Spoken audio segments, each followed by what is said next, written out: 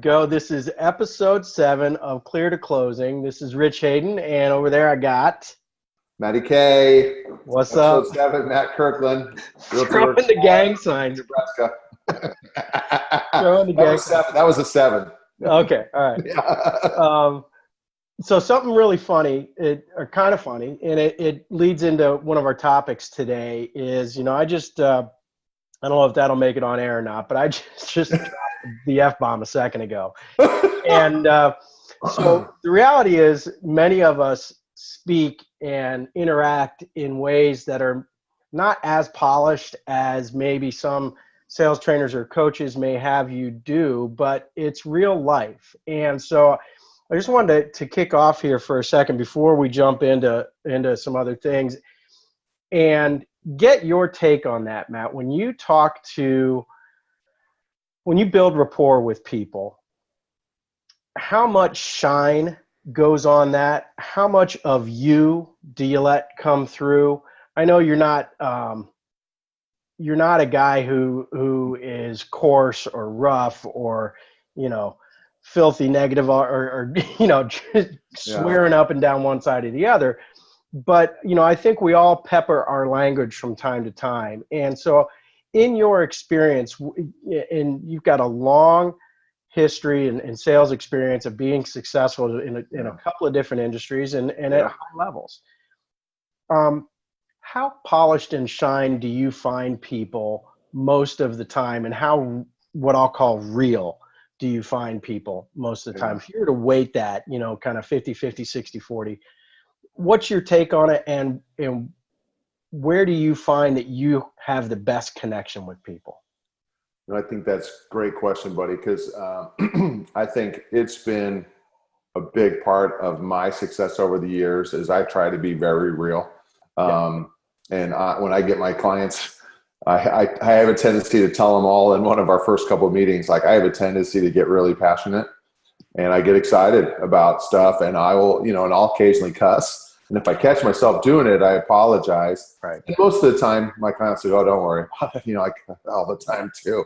But if you ever get that, it's okay. Then I make a mental note, like these people, do not want to hear me dropping the F-bomb when I get fired up about a house, So that's one of the things that I think has been an advantage of mine is I'm very real, and I'm selective about the language I use when I talk about the houses and the contracts. Like, for example, I don't usually say the word contract. I usually say agreement.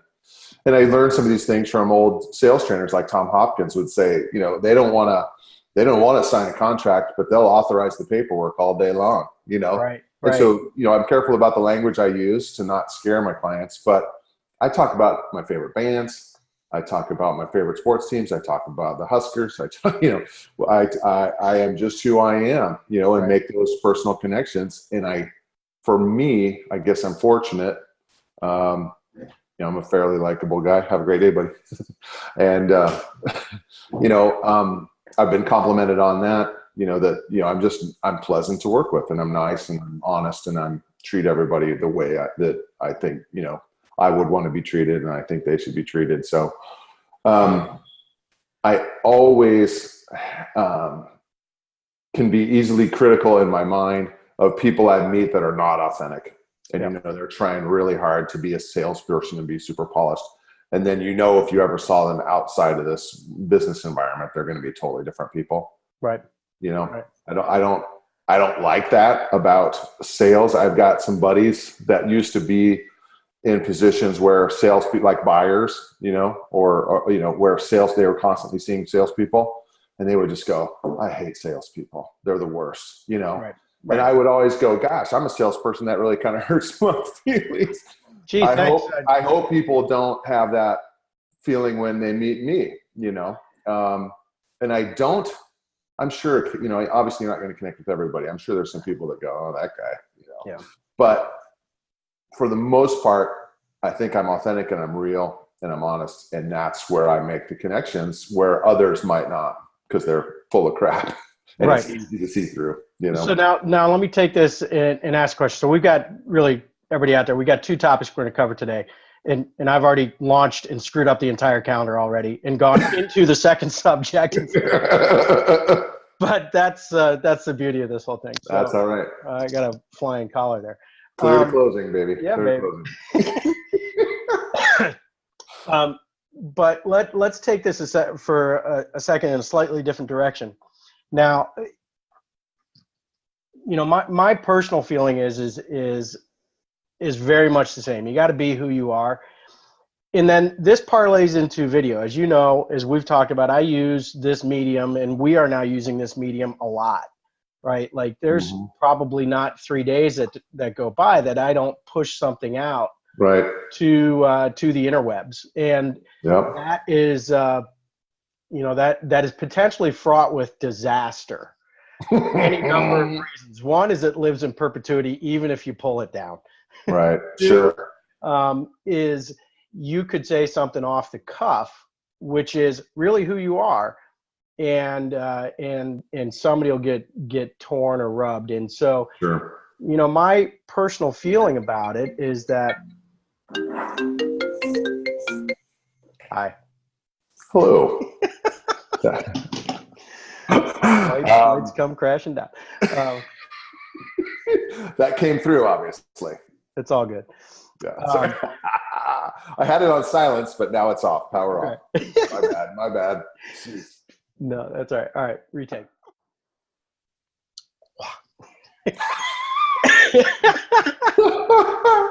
All right. So the basis of all this, everybody, is just, when we come through video, we're not trying, we're just being who we are. And there are going to be times when we're going to say something that is conversational, and it is almost, I don't want to say socially acceptable, but it's socially acceptable conversation that you just, old speech patterns that you rely on. That I heard my mother say forever. You come out of an Irish Catholic house, you're going to hear some things, right? And so those things just you pull them out, and you pull them out, and you pull them out, and they're everything's with love, and it's just who you are. So I think for our sales friends out there who are watching, my hope is that in whatever it is that you're selling or you're promoting or you're marketing, that you're just authentic. And if you go through video, if you go through, direct mail, if you go through, pick your medium, you had better not try to be somebody that you aren't. Right. Because, as Matt just said, you will find yourself having to backtrack into something else and trying to then drive this sale or this deal toward the person that you are. But just be yourself. A little colorful speech every now and then never killed anybody. Right. So, and if you offend anybody, just the first thing is say, "Hey, I'm sorry. Certainly no offense meant." So. Yeah. Well, in sales, Rich, I'm sure I know you have to do it all the time, and I have to do it all the time. You have to make that phone call you're dreading to let someone know that they need to get their credit in order before they can get their house that they want to buy, or that I have to tell my clients that, hey, we had multiple bid situation and you didn't get it, your dream home. I'm sorry. Or, you have to make those difficult phone calls. The inspections went horribly. They've asked for $15,000 worth of repairs. The steel is on thin ice all of a sudden. You have to be able to have those tough conversations. And if you're not authentic, you have to be able to do that with your clients. You have to be able to be real with them, otherwise go ahead. They can't respect you. They won't respect you, and this business is tough. There's no real way. So, so anyway, so that's the be yourself. Now, part two of that is, especially, through this medium, and this will go out to micro communities and macro communities, whether it's people and, that we both know in our respective hometowns or, anywhere on freaking planet Earth, right? You can't be afraid to fail. So, I'm going to look like a knucklehead probably 85% of the time. So I just go in with that knowledge Right.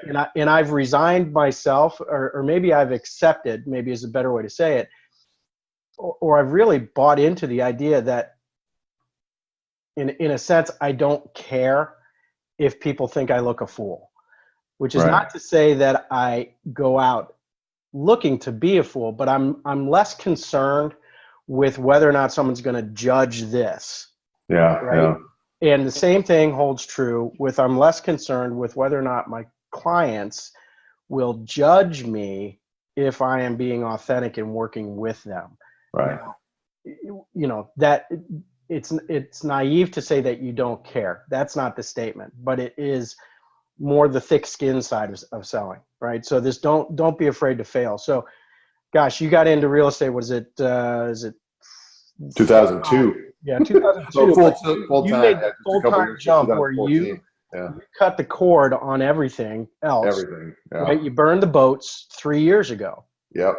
Where you had to accept at some level the possibility of there would be some failures along the way. So Oh, God, yeah. how did you, being a sales guy for your whole life, though, I mean, that wasn't something new. However, the idea of not being afraid to fail. What are the things that you do almost on a daily basis, whether they're conscious or not, that help you push through that? I'm lucky in a number of ways, Rich. Number one, I love real estate, but I enjoy working. I like the challenge of sales. I keep track of every sale I got and where I got my lead and how much money I made. I enjoy the challenge of seeing how I'm progressing and watching myself. Also, the thing I've been kind of paying attention to, and I really shouldn't because it kind of doesn't matter, but I'm watching myself climb up the realtor board. I'm climbing into the top 25 realtors in the city of Lincoln, and now I'm starting to go, well, yeah, I get a couple more million and I'll be top 10, and what do I got to get to be number one? And I don't know if I'll get there, but I definitely have a goal in my mind now that I think I can easily attain a top 10 realtor in the city of Lincoln within the next, maybe at the end of this year, potentially, if I keep killing it like I have been. Certainly next year, if things keep rolling, times are good, and I've been working real hard. That would be awesome. So yeah, what I take out of that, so I posted a picture the other day, a series of pictures actually. I had a chance to hear a guy named Ricky Freed speak. Ricky is the head coach of the U.S. Women's National Lacrosse team. We had a chance to have Ricky come in, and what he talked about is he did this great thing, and it was ultimately just amounted to a sales funnel. For anybody who was listening who is wired like me, I was like, oh, that's a sales funnel. Yep. In recreational sports, there are, I want to say it's 7 million kids nationwide playing recreational sports. Okay. Part two is you get to high school sports, and that number halves itself, right? Down to, it's like, 3 million, maybe 2.8, something like that. So, the stats are always there. You lose about 70%, 80% of girls going into team sports in high school. And then, boys, it drops a little less precipitously. Yep. Going into college, there are 400,000 plus athletes at all sports. And then you go to Division I, that number is only about 100,000 or so. And this is everything, right. Women's swimming, Olympic sports, revenue generating sports, the whole shoot match. And then where he was going with this for these kids watching him was, and this, I'm going to bring it back. There's a reason. Okay. Stick with me. I'm here right like now. A fish show, dude. This is like, 8 minutes into you enjoy me. Right. Yeah. All right. 8 minutes into Yam. So you enjoy myself. Nice. Right. Yep. One of my favorite fish songs, by the way. Very good. So far out, I'm in again. So once you're at that Division I level, if and this would be true on the men's or women's side. So if somebody wants to play for the national team, there are 18 roster spots total. Yeah. So, Ricky brought this up to these kids because the idea was you can't be afraid to fail. You have to want to compete. And so what that all comes down to is you just made the comment of, seeing yourself climb the leaderboard in Lincoln. And Right. We're taught not to compare ourselves to others. And I would say that there's some value in that, certainly because the self-talk that can go along with that can get negative really fast. So in sales, that's the last thing that you can afford is that little clown guy who sits on your shoulders and is always yelling in your ear, "You suck, you suck, you suck, you're gonna fail." They don't like you. Yeah. However, you have to compete with yourself, and at some level, you've got to. There's winners and losers. So Ricky's point to the kids was the difference between those 18 and the hundreds that actually come to tryouts and the thousands that are actually physically qualified was their competitiveness and their desire to see their teammates succeed. So that to me is sales in a nutshell. So you're competitive, but not to a fault, right? And your desire to actually help other people succeed is what ultimately makes you go forward. It's the classic Zig thing, right? Help enough people get what they want, and you have everything that you need or want yourself. Yeah. So, anyway, so that was, the idea of don't be afraid to fail that I wanted to touch on today. Yeah. And then, my last thing within this topic is, I want to, have you look at your experience a little bit again. And so, think about this, anybody out there who is in your late 40s and you make a career change, right? A full-on career change. You may have dabbled in the thing, Sure. Yeah. I've been an investor for a number of years and sold a few houses along the way. Right. Yeah. But you burn the boats, right? And you say there's no way that this is going to fail. And so the thing that you have to do is take action, and massive action. And, it doesn't matter if it's real estate or mortgage or, selling IT stuff, but you have to just go and do. So how did you initially say, I'm going to prioritize, these action items, and what do you start on? For me, it's, I start on what's in front of me. Yeah. Oh, and for then, sure. I start to clear the path, and then it's like, okay, prioritize. But for you, how did you, did you just go to your book of people that Absolutely. Everybody I know, this is Matt Kirkland. Yeah. Hook me up. Here's what I'm doing now. I sent an old-fashioned letter through the mail. I emailed everybody that I had in my contacts what I was doing now. Right. And then I had, and of course for me and any other salesperson, in my opinion, you got to get face-to-face with people. And I said, Jennifer would tease me about how many coffees I was having. I was inviting a lot of people to coffee to tell them about what I was doing. Yep. And man, I gave out 1,000 business cards within, so fast, because everybody I talked to, I needed to let them know what I was, I had a career change and what I was up to. And that I've been a realtor. I've had my real estate license since 2002. I'm not like I'm new to this. Right. You have to build, and it took a good 6 to 9 months to build up a pipeline, I guess, of some sales under contract and some listings coming up. And so I worked really hard at that, obviously. But I also, on my desk right next to my computer, I have basically a top 20 list, I guess. Yeah. And my top 20 people that I've talked to that may sell someday. I've got my top 20 list of my people that are buyers. And then they have what they're looking for right next to them. So-and-so family looking for an acreage under $400,000. So-and-so looking for a condo downtown, budget of $300,000. And so every day I'm reminding myself of who I need to be talking to, what kind of properties I need to be looking for, all of that stuff. So that's how I keep myself going. Okay. And then I keep track. So right on that top 10 list, if you look at it right now, it would say sold by the ones that I got. And I put a big old no and I've crossed through it if I don't get it. So I can see, the last 20 people I talked to, there are 3 or 4 of them that listed with somebody else. And there's, the 8 that I got. And then when that list is mostly complete, I just do another one and I freshen it up.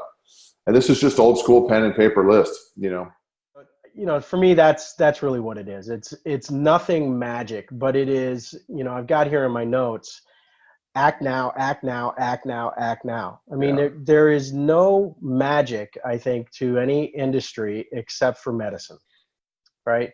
Right. And for a physician or a surgeon to do their thing, I won't say it's magic, but it's a different set of skills. But in just about anything else, it's blocking and tackling. Yeah. I don't care if you are, the head ditch digger. It's doing, it's knowing how the shovel works. It's knowing how leverage works. It's knowing, proper posture so your back doesn't get screwed up. It's really no different to equate that to a series of other things that are professional endeavors. So anyway, that's, I just want to kind of talk about selling today because there's, what we do and how we talk about real estate. At the end of the day, it's relationships. It's, it's about being in touch with people, but there's some method and science to it. And one of our goals in this show is to share that and not only our obvious successes, Yeah. Sure. Yeah. but our obvious failures and shortcomings as well, because I'd kind of want to close it out there for the day. Matt, you got anything else you want to roll on for right now? Well, I was just gonna talk about when we were talking about the challenge of things, and you were talking about don't be afraid. I go back to old sales trainers, but there was one that would say, I think it was Tom Hopkins again, because I listened to his tapes when he used to have the cassettes in the car. Nice. And he would say, do what you fear most. Eat the frog, yeah. Yep, do what you fear most. And that's like, for me, that means, making those tough phone calls, right. Reach out to that client whose personality you don't quite connect with and might be difficult and is intimidating, but get at, that's the one you got to get after and motivate yourself to get after and do. And I try to really do that, get after some of the stuff, there's low hanging fruit. And then there's the ones you really want that are much more difficult to go get. Right. And those are tougher, and so as a young salesperson coming up, you got to get out there and do and challenge yourself to stretch the boundaries a little bit, and do some of those things that are a little more difficult. Do you ever find yourself, on that front, and then I'll close it out, but do you ever find yourself kind of falling back into a bad habit every now and then? Oh, yeah. Loaded question. All the time, man. All the time. My personality trait is I'm great with the people. My little to-do list, man, if I didn't have that, I'd be a total wreck. And I need to do a better job of keeping that to-do list up, adding to it, kind of like that funnel, man. Keep that funnel full, at least full of some potential up there. And I that's where I have a great story about when I was in college, and I'm running across UNL campus, threw a baseball cap on, probably hungover, I imagine. And I write a speech on some 3x5 cards on the way to class, and I give the speech, and my professor says to me, see me after class. And I've told this story a million times, so forgive me, all those of you who heard it. But and he takes me after class, and he's like, Matt, you're really good. You connect with the people. You are comfortable speaking. You're a nice speaker. You're a handsome guy, whatever. If you got your shit together at all, you'd be fantastic. Oh. And yeah, so that's been the story of my life. If I can keep myself organized and disciplined, I can do frequently, which is some people will tell you've got to work on the things that you're bad at. You got to improve, he's like, screw that. Right. Get better at the things you're already good at. And amplify those, because the world is going to continue to tell you that you suck at other stuff. Yeah. Right.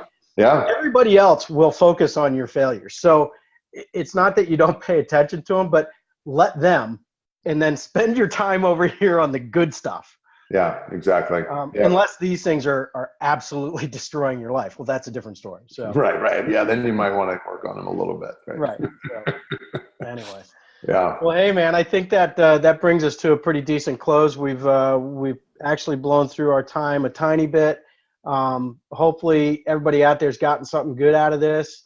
Yeah. and we'll just we'll roll it from there. We'll be back next week. We've got what I hope to be a blockbuster guest coming on. Just got to sew up a couple of things. Awesome. And really going to try to blow this thing out and give you guys some really good stuff. Can't wait. No matter where you are. So you bet. Now, this is Rich Hayden, and you are. I am Matt Kirkland, Lincoln, Nebraska. Thanks for tuning in, everybody, to Clear to Closing. All right, peace out. See you next week.